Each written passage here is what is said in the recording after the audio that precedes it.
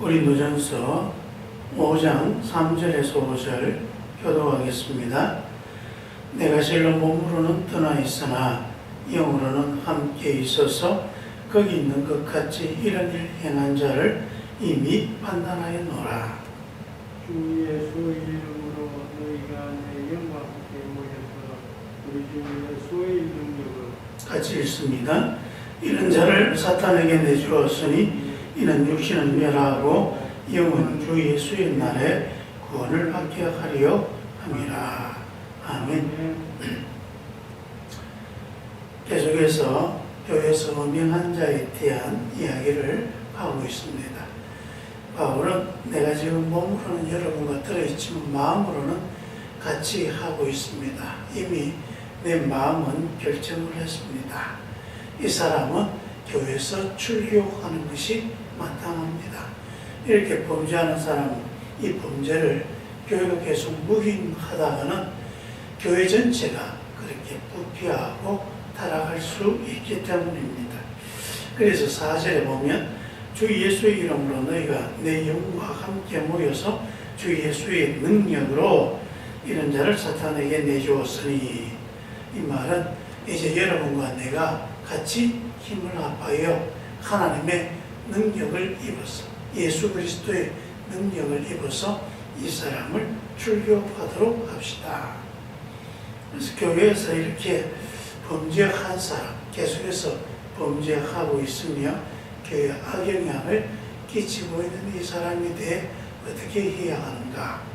그 당시 교회에서는 이 사람은 이런 범죄하는 것도 아니고, 그래도 이 사람이 교회에 나오니까 다행이다. 그리고 교회에서 또 하다 보면 또 하나님께서 변화를 주시지 않겠는가 하는 그런 안일한 생각들을 하게 됩니다. 그래서 이러한 범죄를 교회가 용납해 버리는 우를 범해버리게 되고, 이 때문에 이 사람 자기만 이렇게 범죄하는 것이 아니라 다른 사람들도 교회에서 이런 범죄를 해도 되는가 보다, 이런 것도 하나님이 다 용서해 주시는가 보다, 그러면서 죄를 더 교회 안에서 키우게 되는 그런 문제가 발생하는 것이죠. 여기에 대해서 바울은 아주 단호하게 이야기합니다. 이미 내가 판단하였다. 이 사람은 교회에서 내쫓아서야 된다. 출교해야 한다. 그렇게 말하고 있습니다. 그래서 사람들이 이야기합니다. 교회를 벗어나게 되면 교회는 사단의 소굴이 되고, 그러다면 이 범죄한 사람이지만 교회 밖으로 나가면 이제 사단에게 잡아먹힐 것 아닙니까? 그러면 이 사람은 영영이 구원받을 길이 없어지게 되는데 굳이 출교를 해야 합니까? 그렇게 또 묻습니다. 그래서 이런 자를 사단에게 내어준다라고 말은 교회에서 출교하게 되어지면 이제 이 사람은 아예 사단의 소굴에서 사단에게 사로잡혀져서 완전히 사단의 노예가 될 것인데 그래도 되겠습니까? 라고 묻는 것입니다.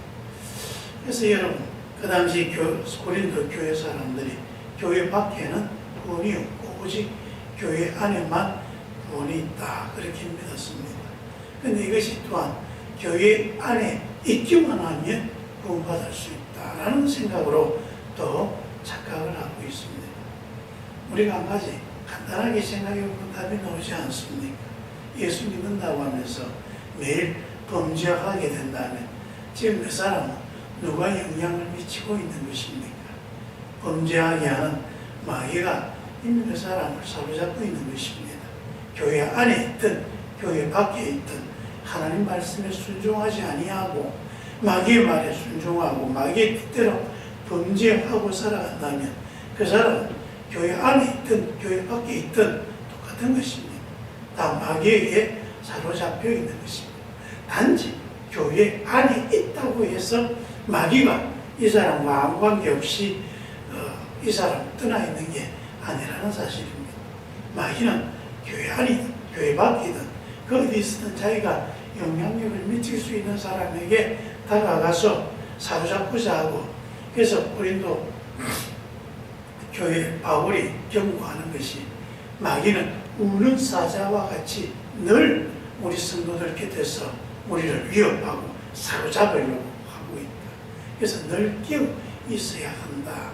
그 말씀을 하고 있는 것입니다.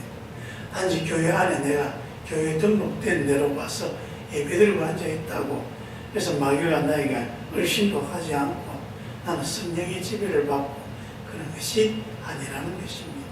교회 안에 있든 교회 밖에 있든 중요한 것은 우리가 성령을 따라 살아가는 사람이 되어야 합니다. 하나님의 뜻을 알고 하나님의 뜻에 순종하며 우리가 하나님 뜻대로 살아가는 것이 그것이 가장 중요한 것이다. 그래서 여러분 지금 교회 안에 있지만 계속해서 범죄하고 마귀 뜻대로 그렇게 살아가고 더 나쁜 것은 그것을 또 교회 안에 죄를 오염시키고 번져나가게 하는 그 교회를 타락하게 하는 그 사람 교회 안에 있든 밖에 있든 마귀에게 사로잡혀 있는 것은 매한 가지라는 것입니다. 그 당시 사람은 그래도 교회 안에 두어야 하지 않습니까? 밖에 나가면 너무 불쌍해지지 않습니까?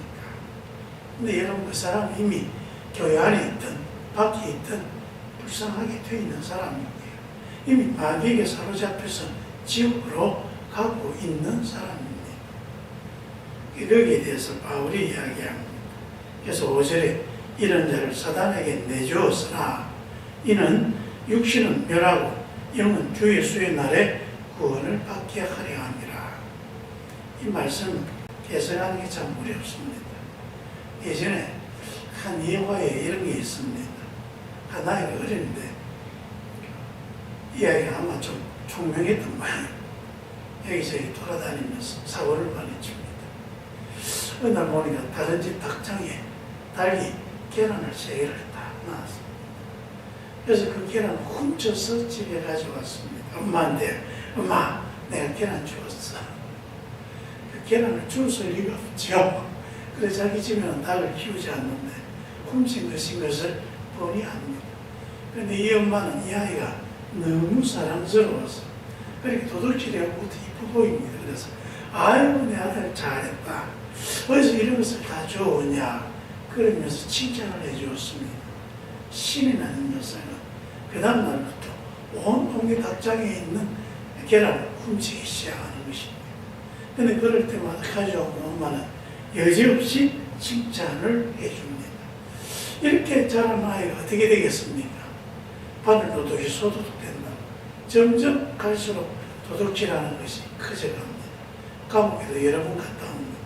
그러다 나중에는 대형 사고를 치고 마침내 종신형 재판을 받아서 감옥에 이제 영영이 갇히게 되었습니다. 자기 아들이 너무 불쌍해서 이제 감옥에 그 엄마가 이제 면회를 하러 왔습니다. 그래서 눈물을 뚝뚝 흘리고 있는데 이 아들이 그 엄마를 보면서 엄마 이리 가까이 좀 와봐. 그래서 가까이 갔더니 이 녀석이 갑자기 그 엄마의 귀에 내가 할 말이 있다.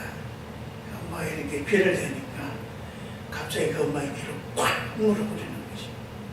그 어머니가 놀라서 소리를 지르니까 하는 이야기가 엄마가 내가 어릴 때에 그 계란을 훔쳐온 걸 알면서 칭찬해 줬잖아. 나는 그때부터 도둑놈이 되었어. 그때 나를 아주 심하게 꾸짖고 그래서 다시 그런 짓을 못하게 했더라면 지금 내가 이렇게 감옥에서 평생 썩을 그런 일이 있겠는가. 엄마가 나를 잘 가르쳐야지. 내가 도둑질해도 잘했다고 그렇게 칭찬하니까 지금 내 꼴이 이렇게 된 거 아니야. 그러면서 엄마를 아주 원망하더라는 것입니다. 그래서야 그 엄마도 그 아픔과 함께 자기가 무엇을 잘못했는가 여전히 눈물을 흘렸지만 이미 늦은 것이죠. 여러분 이처럼 우리가 뭔가를 용납하고 용인해 준다고 해서 그것이 좋아진다고 하는 것이 아닙니다. 때로는 아주 심하게 야단쳐야 합니다. 그래서 정말 종아리에 피가 나도록 그렇게 맞으면서 내가 무엇을 잘못했는가 다시는 이런 짓을 하지 않아야 되겠다. 거기에 대한 징계와 그러한 깨달음이 있을 때에 이 사람 달라질 수 있는 것입니다. 근데 계속해서 범죄하고 있는데 교회에서 다른 사람들이 그에 대해 아무 말도 하지 않고 묵인하고 방조하고 그뿐만 아니라 또 믿음이 약한 사람, 그 사람이 하는 짓을 보고 따라하고 이 사람은 교회 안에 있지만 자기가 지금 무엇을 잘못하고 있는지 자기의 범죄가 얼마나 지옥불로 가고 있는지에 대해서 깨달음이 없습니다. 이러면 이 사람은 그대로 망하게 하는 것입니다. 그 육체도 망하고 그 영혼도 마침내 하나님께 심판받아서 지옥불로 떨어질 것입니다. 지금 이 사람에게 가장 필요한 것은 이 사람이 무엇을 잘못했는가를 깨닫게 하는 강력한 징계. 당신이 무엇을 잘못했는지 깨달아야 합니다. 그래서 가장 그 당시에 강력한 징계가 교회 밖으로 쫓아내는 겁니다. 교회 밖에 쫓겨났을 때에 내가 잘못했구나. 그래서 거기에서 회개하고 이 사람이 다시 주께로 돌아온다면 이 사람의 영혼은 다시 하나님께 구원받는 길이 열리는 것입니다. 교회 안에 있든 교회 밖에 있든 중요한 것은 내가 범죄한 사실을 깨닫고 회개함. 그래서 하나님 앞에 다시 돌아오는 것입니다. 몸만 교회에 있다고 해서 이 사람이 구원받은 게 아니라는 사실입니다.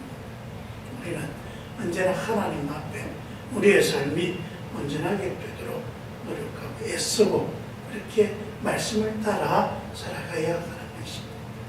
그래서 강력한 징계가 이 영혼을 구원하는 것이다. 그러므로 여러분 같이 마음을 아파해서 예수 그리스도 앞에서 용기를 내어 이 사람을 쫓아내고 그래서 이 사람에게 강력한 징계를 함으로써 자신의 범죄가 무엇인가를 깨닫고 회개하도록 하고 또 이 사람을 본받고 있는 다른 성도들도 더 이상 범죄하지 않도록 교회가 강력하게 죄에 대해 응징해야 교회가 교회다워질 수 있고 그 영혼도 회개하여서 하나님께로 돌아올 수 있다. 그것을 말씀해 주고 있는 것입니다.